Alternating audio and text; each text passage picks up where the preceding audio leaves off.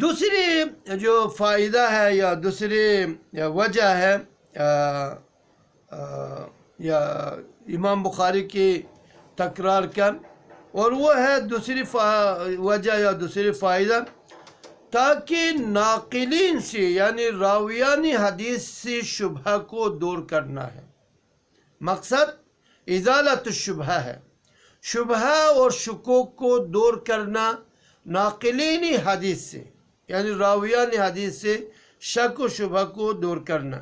اس لیے کہ کبھی یہ حدیث کو روایت کرتا ہے بعض راویوں سے پورے کے پورے، یعنی حدیث کو بطول ہی و عارضی ہی، حدیث کو کاملاً ذکر کرتا ہے ایک راوی سے، اور دوسری جگہ اسی حدیث کو دوسری راوی سے مختصراً ذکر کرتا ہے۔ ابھی یہاں لوگ دیکھ کر ایک جگہ دیکھ رہے ہیں کہ حدیث کیا 1 میٹر کا ہے، یعنی حدیث لمبے ہے مقصد، اور دوسری جگہ دیکھ رہے ہیں کہ حدیث صرف 25 سینٹ ہے، یعنی بہت مختصر ہے۔ حدیث ایک ہی حدیث اور موضوع بھی ایک ہی موضوع اور مسئلہ بھی ایک ہی مسئلہ، تو انسان کنفیوز ہو جاتا ہے، یار یا یوں راوی نے غلط کیا یا یہ راوی نے غلط کیا۔ تو وہاں حدیث فلان راوی سے منقول ہے بہت طویل ہے، اور یہاں یہ راوی سے نقل کیا گیا بہت مختصر ہے، تو انسان کنفیوز ہو جاتا ہے۔ امام بخاری رحمہ اللہ اس حدیث کو تکرار کر کے یہ بتانا چاہتا ہے کہ ایک مرتبہ یہ مختصراً، ایک مرتبہ طویلاً، اور تاکہ شبہ دور ہو جائے اس کے ناقل سے کہ یہ نقل کرنے والا کو یہ غلط نہیں کیا، کہ امام بخاری رحمہ اللہ کبھی اس کو مختصراً کسی مقصد کی خاطر ذکر کرتا ہے اور کبھی حدیث کو طویلاً ذکر کرتا ہے۔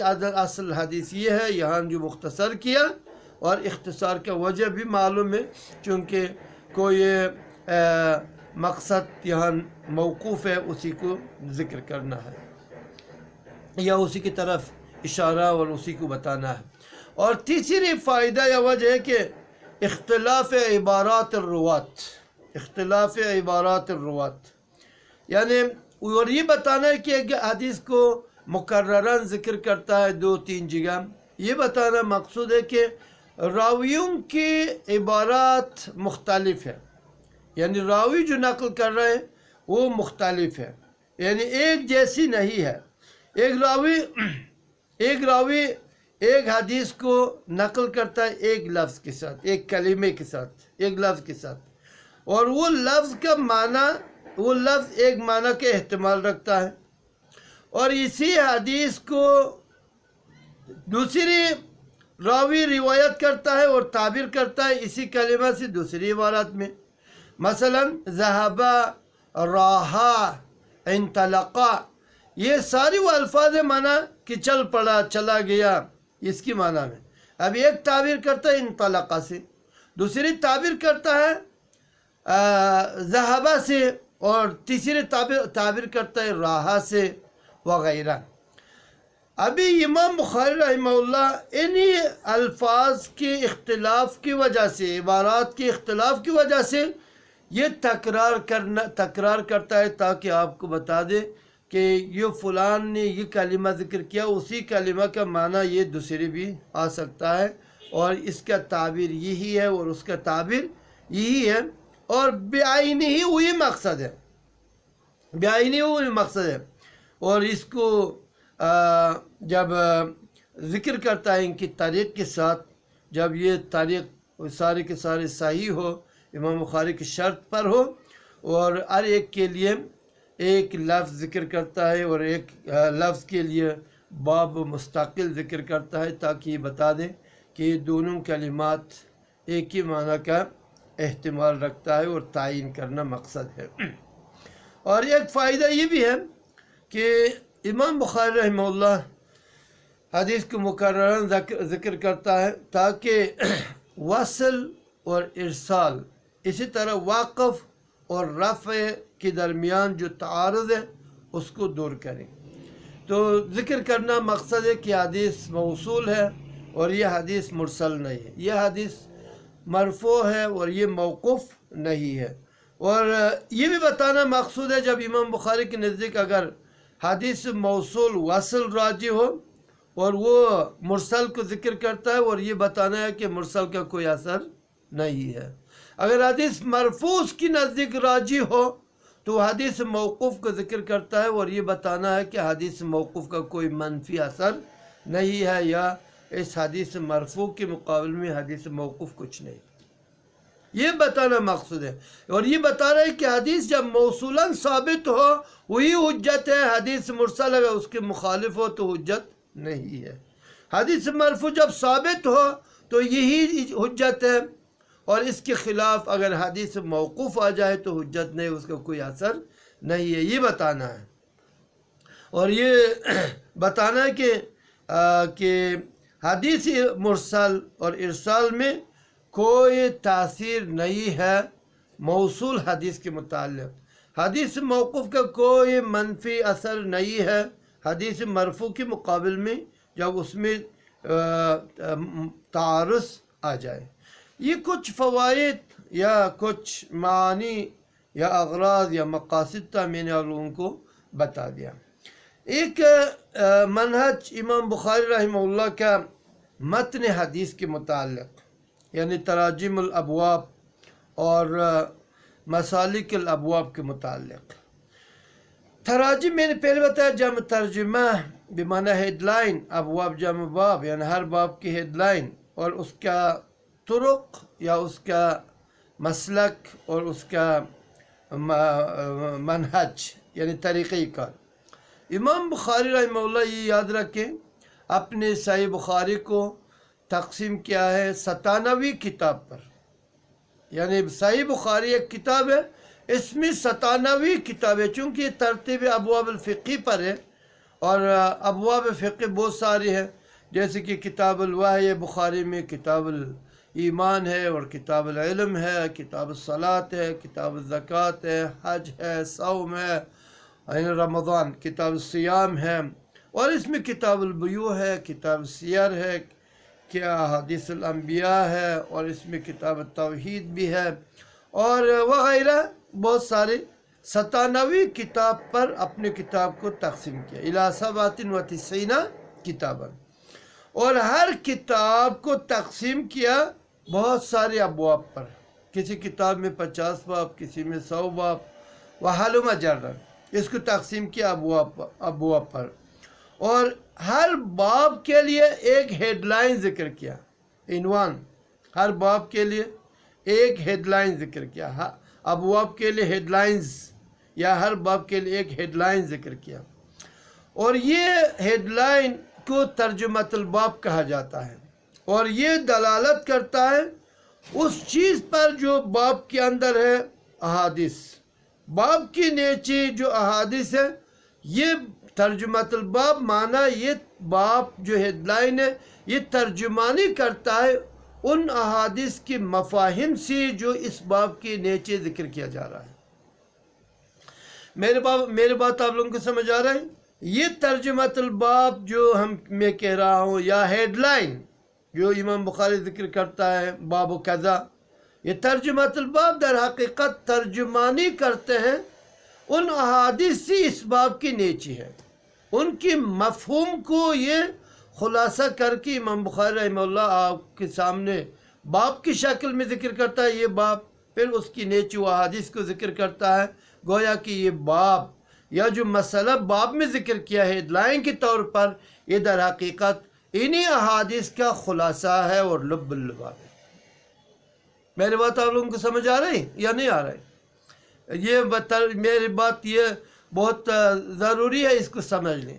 ترجمۃ الباب جو باب کے یعنی ایک باب کی ماتا جو ہیڈ لائن ذکر کرتا ہے اس کو کہتے ہیں ترجمۃ الباب. اور یہ ترجمۃ الباب میں نے کہا ترجمان ہے، در حقیقت ان احادیث کی مفاہیم کا، ان احادیث کی مفہوموں کا ترجمانی کرتا ہے جو اس باب کے نیچے ذکر کیا جا رہا ہے.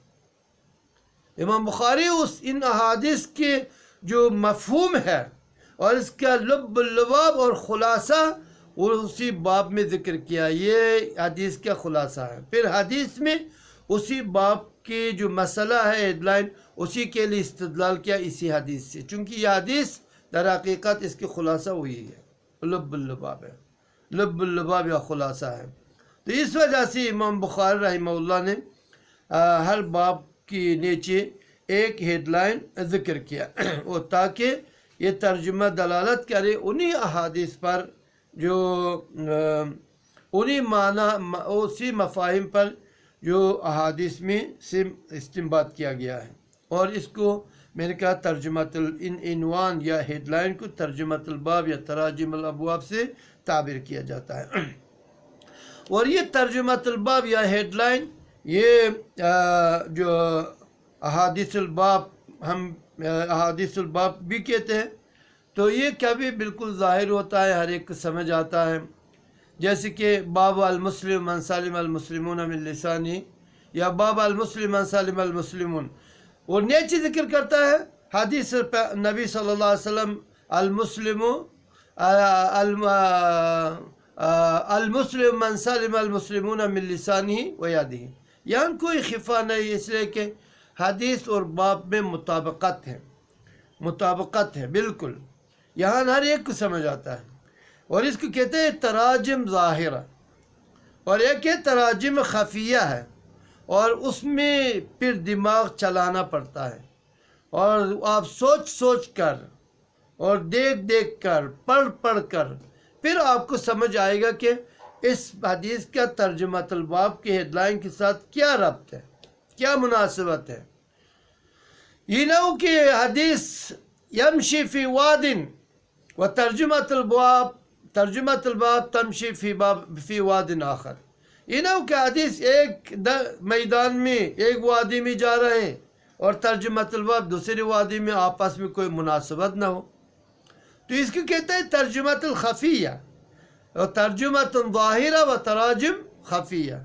تراجم ظاہرہ وہ ہے کہ جو باب کی ہیڈ لائن ہے وہ احادیث کے مضمون اور مفہوم پر دلالت کرے، بالکل وضاحت کے ساتھ واضح دلالت کرے، اور قاری کو قرات کرنے والا یا مطالعہ کرنے والا یا پڑھنے والا کسی سوچ اور فکر اور تفکر کی طرف تدبر کی طرف محتاج نہ ہو، اس لیے کہ یہ استدلال بالکل اس کو پڑھنے سے سمجھ آ رہے۔ اور کبھی کبھار یہ ہوتا ہے کہ ترجمہ میں نے مثال دیا کہ ترجمہ لفظ حدیث پر مشتمل ہوتا ہے، ترجمہ لفظ حدیث پر مشتمل ہوتا ہے، اور بعینی جیسے کہ میں نے مثال دیا، یعنی کہ ترجمۃ الباب حدیث کے ایک جز ہوتا ہے، یعنی کہ ترجمۃ الباب جو ہیڈ لائن ہے وہ حدیث کا مفہوم ہوتا ہے، بعینی خود نہیں ہوتا ہے۔ مثلا امام بخاری رحمہ اللہ نے کہا کہ باب علامت الایمان حب الانصار، ایمان کی علامت انصاری صحابہ کے ساتھ، انصاریوں کے ساتھ محبت کرنا ہے، اور پھر اس باب کے نیچے حدیث کو تخریج کیا، حدیث لایا انس رضی اللہ تعالیٰ عنہ کے تھرو، نبی صلی اللہ علیہ وسلم نے فرمایا آیت الایمان حب الانصار و آیت النفاق بغض الانصار۔ آیت الایمان حب الانصار یہ اس کی ترجمۃ الباب کی طرف دیکھیں، علامت الایمان حب الانصار، آیت الایمان حب الانصار، بالکل سم نفس ترجمہ ہے کہ علامت اور آیت دونوں ایک ہی معنی میں ہے۔ اور دوسری ترجمہ ہے ترجمہ خفیہ، اور ترجمہ خفیہ وہ ہے کہ امام بخاری ایک لفظ کو ترجمہ میں ذکر کرتا ہے، اور یہ لفظ ایک معنی سے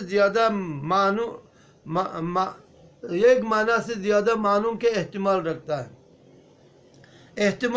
ہے، اور امام بخاری رحمہ اللہ اس ترجمہ سے دو مقصد ہے ان کا، ایک یہ کہ دونوں احتمال، یعنی ایک ترجمہ میں دو احتمال موجود ہے یا دو سے زیادہ معنی موجود ہے، یا اگر دو موجود ہے، امام بخاری رحمہ اللہ ان دونوں معنوں میں سے کسی ایک کو تعین کرنے کے لیے یہ ترجمۃ الباب کا ذکر کرتا ہے۔ تعین یا ترجمۃ الباب میں ہوتا ہے یا تعین حدیث میں ہوتا ہے، یعنی جو ماتحت باب کے نیچے جو حدیث ذکر کیا ہے، یعنی کہ احتمال میں نے کہا حدیث میں ہوتا ہے، تو تعین کبھی ترجمہ کی خاطر ہوتا ہے، کبھی تعین وہ حدیث کی خاطر ہوتا ہے. یا احتمال میں نے کہا ترجمۃ الباب میں، یا احتمال حدیث میں ہے. اور امام بخاری رحمہ اللہ ترجمہ کا ذکر کر کے اس احتمالات کو دور کرتا ہے، تعین کرتا ہے حدیث کو، ترجمہ کو. ترجمہ کا معنی یہی ہے، ان دو احتمالوں میں سے یہی معنی مقصد ہے. یعنی کہ حدیث میں دو معنی کے احتمال ہے. ترجمۃ الباب کو ذکر کر کے اس حدیث کی معنی کو تعین کرتا ہے، اس حدیث کا معنی یہی ہے. اور جیسی اس کا مثال ہے امام بخاری رحمۃ اللہ علیہ کی قول صحیح بخاری میں آپ دیکھ رہے ہیں کہ باب جہر الامام بالتامین، باب جہر الامام بالتامین، یعنی یہ باب امام کی آمین میں اپنے آواز کو بلند کرنا یا اپنا جہریہ آمین کہنے کے متعلق. پھر اس کی نیچے ابو ہریرہ رضی اللہ تعالیٰ عنہ کے حدیث ذکر کرتا ہے، اور نبی صلی اللہ علیہ وسلم نے فرمایا مرفوع حدیث، کہا کہ اذا امن الامام فامنوا، اذا امن الامام فامنوا، جب امام آمین کہتا ہے فامنوا، آپ لوگ بھی آمین کہہ دیں. فإنه من وافق تامینه تامین الملائکہ غفر له ما تقدم من ذنبه، جس کی آمین فرشتوں کی آمین سے ایگری ہو جائے، موافقت آ جائے ایک وقت، تو غفر له ما تقدم من ذنبه، اس کے سارے گزشتہ گناہوں کو معاف کیا جائے گا، گزشتہ گناہوں کو معاف کیا جائے گا. اور یہ ترجمہ خاص ہے امام کی آمین میں جہر کہنے کے متعلق، اور حدیث میں جہر کا کوئی ذکر ہی نہیں ہے. کہا کہ اذا امن الامام فامنوا، یہ آمین کہہ دی، نہیں کہا کہ جہراً کہہ دو. تا اس میں مقصد کیا ہے؟ مقصد حدیث میں یہ کہنا ہے کہ حدیث کم میں احتمال موجود ہے، جہر کا بھی اور سر کا بھی. فجاءت الترجمہ لتعین هذا الاحتمال، اور ترجمہ میں اس احتمال کی تعین کے لیے. آپ لوگوں کو سمجھ آ رہا ہے میری بات؟ یعنی حدیث میں دو احتمال تھا، اذا امن الامام فامنوا جہرا یا امنوا سرا. امام بخاری نے استنباط کیا ان دو احتمال میں سے ایک احتمال کو تعین کیا، کہا کہ باب تامین الامام بالجہر، یعنی کہ کہا کہ اس میں کیا نام ہے، امام بخاری رحمہ اللہ کی اس ذکر کیا باب تامین الجہر میں، کیا باب جہر الامام بالتامین.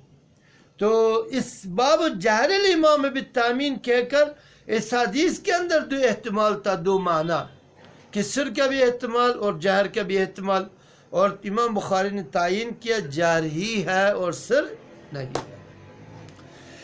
یہ وہ باریکیاں ہیں میں آپ لوگوں کو بتا رہا ہوں. اور یہ بخاری جو اصح الکتب بعد کتاب اللہ بن گیا، یہ آسان سی نہیں ہے، بہت احتمالات ہیں. اور ایک یہ ترجمہ یہ بھی ہے کہ تراجم مرسلہ، امام بخاری کبھی باب ذکر کرتا ہے لیکن باب کی نیچے کوئی حدیث ذکر نہیں کرتا ہے.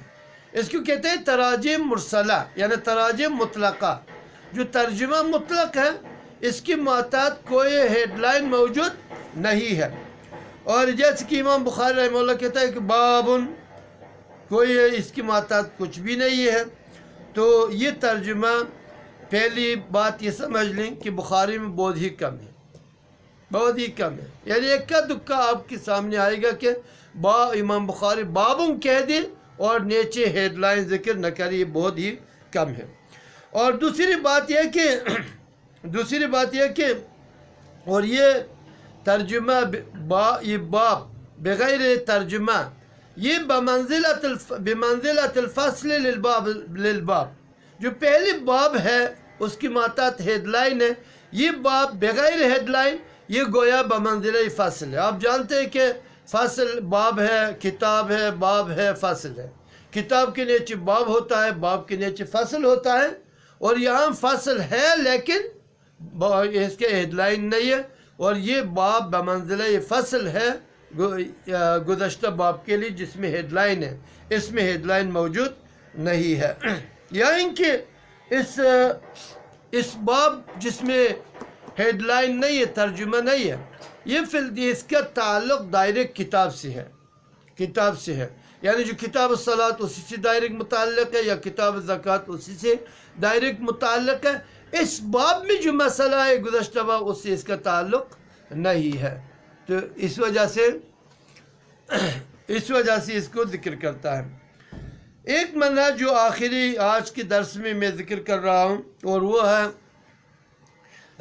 امام بخاری کی منہج یا اس کی طریقہ کار، فوائد کے ذکر اور تعلقات کے، اور بعض روایات میں اپنے تعلقات کے ذکر کے متعلق یہ امام بخاری رحمہ اللہ کے منہج یا اس کا طریقہ کار ذکر کیا جا رہا ہے۔ امام بخاری رحمہ اللہ بہت سارے بہت سارے فوائد اور بعض احادیث میں تعلقات کرتا ہے، اور اپنی بحث کو ذکر کرتا ہے فوائد کے ساتھ، اور لطائف ذکر کرتا ہے توضیح کے لیے یا تنبیہ کے لیے وغیرہ۔ ان میں سے بعض میں ذکر کرتا ہوں، اور اس میں ایک ہے غریب الحدیث ہے۔